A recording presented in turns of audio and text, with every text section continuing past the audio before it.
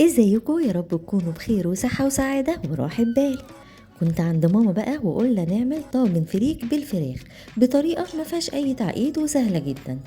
اول حاجة جبنا الفراخ بتاعتنا وسلقناها. الفراخ دي فراخ صغيرة يعني ما بتاخدش وقت خالص في السلق. وطبعا كلنا عارفين ازاي نسلق الفراخ: مية سخنة ونحط فيها بصلتين كبار وشوية بقى ملح وفلفل وحبهان وورق لورا، ونسيب الفراخ بتاعتنا لحد ما تتسلق. وبعد ما الفراخ اتسلقت بنحمرها في الفرن عادي جدا، وبيبقى ده شكلها. بعد كده بقى جبنا الشوربة بتاعة الفراخ وحطينا بصلاية كبيرة متحمرة، ده بصل جاهز متحمر، وعليه معلقة توم باودر ومعلقة بصل باودر.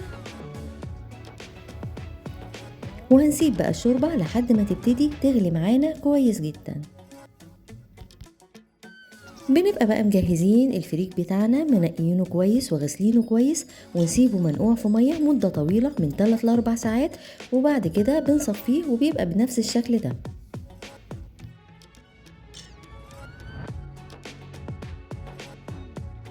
والشوربة بقى بتغلي هننزل بقى عليها بالفريك،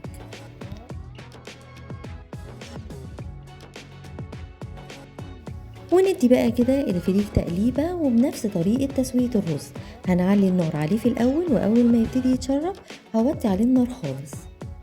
وأول ما يستوي بكون بقى مجهزة الطاجن بتاعي.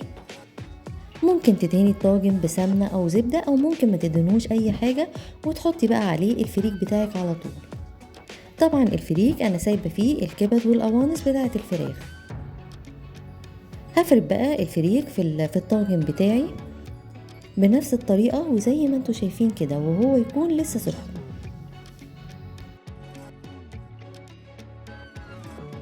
بعد كده هجيب مكعب من الزبدة أو السمنة وهحطه على وش الفريك، واحاول ان انا كده ادهنه على وش الطاجن بتاعي قبل ما ادخله الفرن.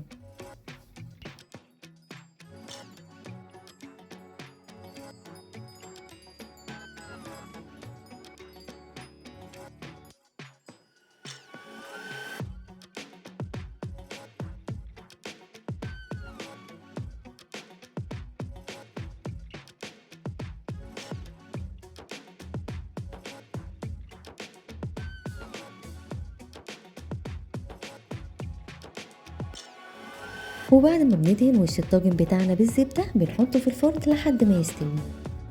وده شكل الطاجن بتاعنا بعد ما طلع من الفرن وحطينا عليه الفراخ المتحمرة.